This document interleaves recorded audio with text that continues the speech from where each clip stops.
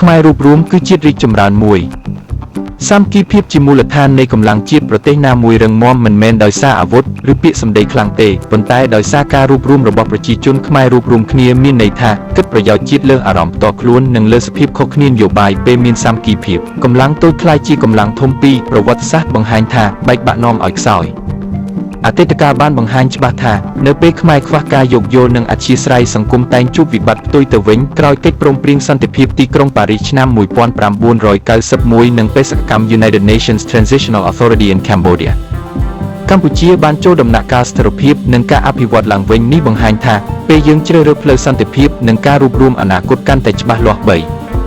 ខុសគ្នាបានតែត្រូវមានគោលដៅរួមការមានមតិខុសគ្នាមិនមែនជាបញ្ហាទេបញ្ហាគឺពេលយើងបោះបង់ការសន្ទនាហើយជ្រើសរើសការប្រឈមមុខទោះមានទស្សនៈនយោបាយផ្សេងក៏អាចយល់ស្របលើគោលដៅធំដូចជាសន្តិភាពស្ថិរភាពសេដ្ឋកិច្ចរីកចម្រើននិងសុខុមាលភាពប្រជាពលរដ្ឋ4រួបរวมនាំឲ្យសេដ្ឋកិច្ចរីកចម្រើនវិនិយោគិននិងដៃគូអន្តរជាតិមើលឃើញស្ថិរភាពជាចម្បងប្រទេសដែលមានការបែកបាក់ខ្លាំងតែងបាត់បង់ឱកាសអភិវឌ្ឍប៉ុន្តែប្រទេសដែលមានសាមគ្គីភាពនិងគោលនយោបាយបន្តរភាពនិងទាក់ទាញការវិនិយោគនិងបង្កើតការងារច្រើនសម្រាប់ប្រជាពលរដ្ឋ5ការឈ្នះពិតប្រាកដគឺឈ្នះជាតិមិនមែនឈ្នះគ្នាបើភាគីណាមួយគិតតែចង់ឈ្នះគ្នាចុងក្រោយអាចបាត់បង់ទាំងសងខាងតែបើយើងគិតពីការឈ្នះបញ្ហានិងការឈ្នះអនាគតជាតិនោះជ័យជំនះនឹងក្លាយជារឿងរួមខ្មែររួបរวมគឺជាជ័យជំនះរបស់កម្ពុជាខ្មែររួបរวมមិនមែនជាពាក្យស្លោកទេប៉ុន្តែជាគន្លឹះនៃការរស់រានមានសុខនិងការរីកចម្រើនយូរអង្វែងបើយើងចេះគោរពគ្នាស្ដាប់គ្នានិងដាក់ប្រយោជន៍ជាតិជាចម្បងនោះអនាគតកម្ពុជានឹងភ្លឺថ្លានិងរឹងមាំជាងមុននីតិវេជ្ជញែកទស្សនៈគំនិតផ្អែកលើមតិផ្ទុយគ្នារបស់អ្នកនយោបាយទាំងក្នុងប្រទេសនិងក្រៅប្រទេសជាការពិតក្នុងដីវិវត្តសង្គមនយោបាយកម្ពុជាគឺតែងតែឆ្លោះគ្នាដោយផ្ដោតលើការដណ្ដើមអំណាចហេតុផលទាំងធ្វើឲ្យសកម្មភាពនយោបាយទូទៅដើរបញ្ច្រាស់ពីគោលការណ៍រួមដែលជាតម្លៃផ្ទៃក្នុងជាតិយើងខ្ញុំសូមគោរពលោកអ្នកជាទីរាប់អានខណៈនេះយើងលើកយកនៅគំនិតប្រជែងគ្នានៃភាគីនយោបាយផ្សេងរួមនឹងបទវិភាគចំពោះភាពតឡាច្រកនយោបាយរបស់ក្រុមអ្នកក្រៅស្រុកថ្ងៃនេះយើងនាំមកនៅប្រធានបទមូលហេតុនៃការមានទស្សនៈផ្ទុយគ្នារបស់អ្នកនយោបាយកម្ពុជាបងប្អូនជនរួមជាតិជាទីគោរពការលើកឡើងនៃមាត់សាធារណៈក្នុងកម្មវិធីរបស់គីផ្ដោតលើការពិតនិងជំរុញបង្កើនការគិតយល់ដឹងអំពីបរិបទសង្គមជាតិចូលដល់ខ្លឹមសារនៃប្រធានបទពិតហើយការមានទស្សនៈផ្ទុយគ្នាក្នុងចំណោមអ្នកនយោបាយកម្ពុជាមិនមែនជារឿងថ្មីឡើយវាជាបាតុភូតធម្មតានៅក្នុងប្រព័ន្ធដឹកនាំរដ្ឋដែលមានគណបក្សនយោបាយច្រើននិងមានការប្រកួតប្រជែងទោះជាយ៉ាងណាដើម្បីយល់ឲ្យច្បាស់យើងត្រូវពិនិត្យមើលពីស្គររបស់វាដោយផ្អែកលើមូលហេតុទី1គឺប្រវត្តិសាស្ត្រនយោបាយរបស់ប្រទេសយើងកាលពីកន្លងមកកម្ពុជាបានឆ្លងកាត់សង្គ្រាមនិងវិបត្តិយូរឆ្នាំចាប់ពីសម័យលន់ណូលោកលន់ណូលរហូតដល់របបថ្មីវូជខ្មែរក្រហមអតីតកាលដ៏ឈឺចាប់នេះបានបង្កើតការបែកបាក់និងការមិនទុកចិត្តគ្នាដែលបន្តមានឥទ្ធិពលដល់វប្បធម៌នយោបាយសព្វថ្ងៃមូលហេតុទី2គឺមនោគមវិជ្ជានិងគោលនយោបាយខុសគ្នាអ្នកនយោបាយម្នាក់មានទស្សនៈខុសគ្នាចំពោះការអភិវឌ្ឍប្រទេសមួយភាគផ្ដោតលើស្ថិរភាពនិងការអភិវឌ្ឍជាបន្តបន្ទាប់ដោយដែលត្រូវបានលើកឡើងដោយអ្នកដឹកនាំដែលបានកាន់អំណាចជាបន្តបន្ទាប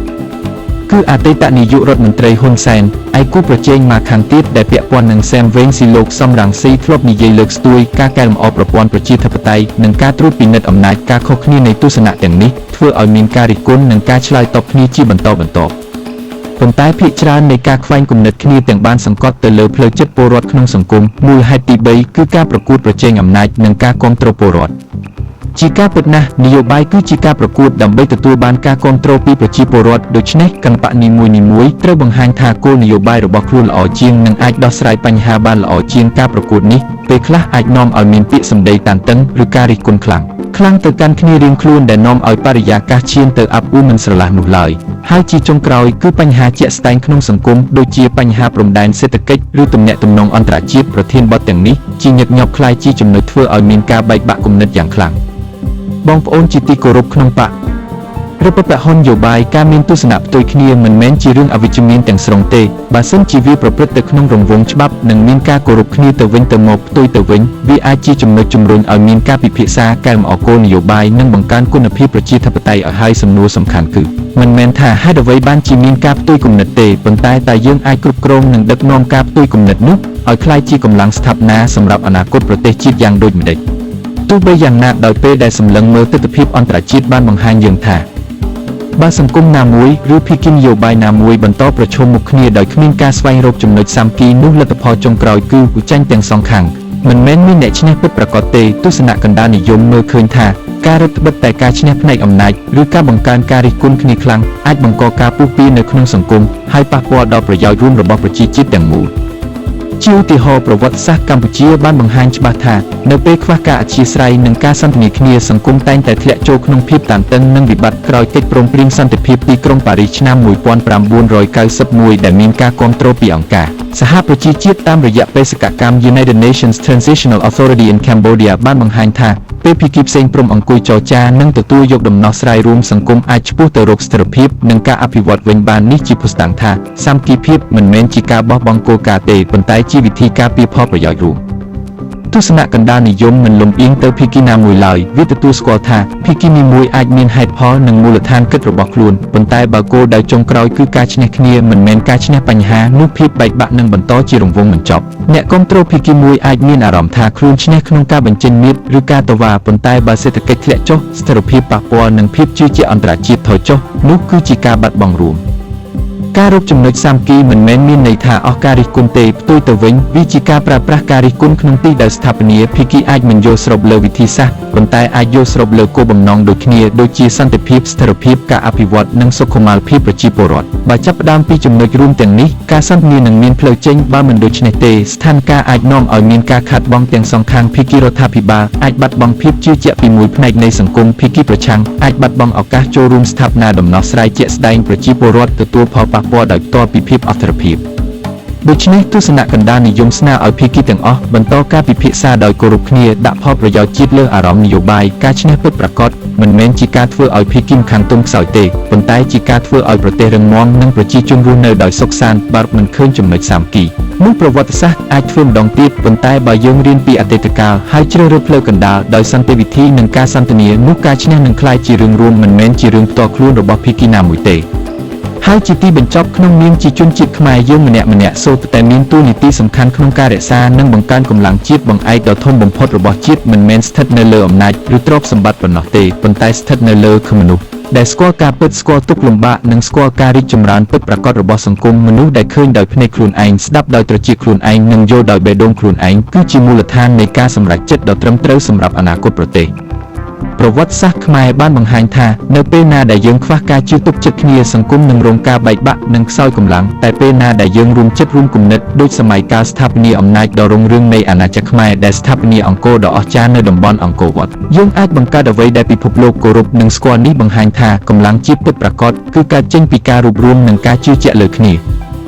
សង្គមសប្តាហ៍ថ្ងៃកំពុងផ្លាស់ប្ដូរយ៉ាងលឿនមានទាំងការរីកចម្រើនផ្នែកសេដ្ឋកិច្ចបច្ចេកវិទ្យាការអប់រំនិងហេដ្ឋារចនាសម្ព័ន្ធតែជាមួយគ្នានោះក៏មានបញ្ហាប្រឈមជាច្រើនដូចជាការប្រកួតប្រជែងខ្ពស់ការប្រែប្រួលព័ត៌មាននិងការយល់ច្រឡំក្នុងបណ្ដាញសង្គមក្នុងបរិបទបែបនេះមនុស្សដែលស្គាល់ស្ថានភាពពិតមិនត្រូវឲ្យអារម្មណ៍ឬព័ត៌មានមិនពិតនាំឲ្យបាត់បង់ទំនុកចិត្តលើគ្នាទេត្រូវមានការពិចារណាផ្អែកលើហេតុផលនិងអត្ថប្រយោជន៍រួមរបស់ជាតិជាមុនសិន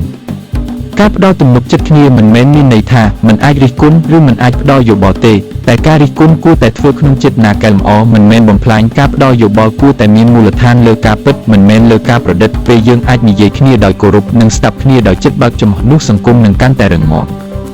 ជាពិសេសយុវជនខ្មែរគួរតែជាអ្នកដឹកនាំនៃការផ្លាស់ប្ដូរដោយវិជ្ជមានការសិក្សាការបង្កើតគំនិតថ្មីការចូលរួមសកម្មភាពសង្គមនិងការអភិវឌ្ឍខ្លួនឯងគឺជាវិធីធ្វើឲ្យជាតិរឹងមាំមនុស្សម្នាក់ដែលមានចំណេះដឹងនិងមានសីលធម៌អាចជាបង្អែកដ៏សំខាន់សម្រាប់គ្រួសារសហគមន៍និងប្រទេសទាំងមូល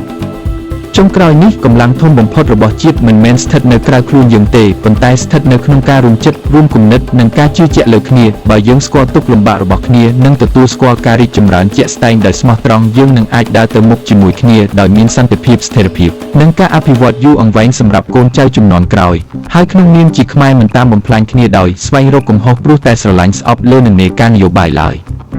សូមអរគុណ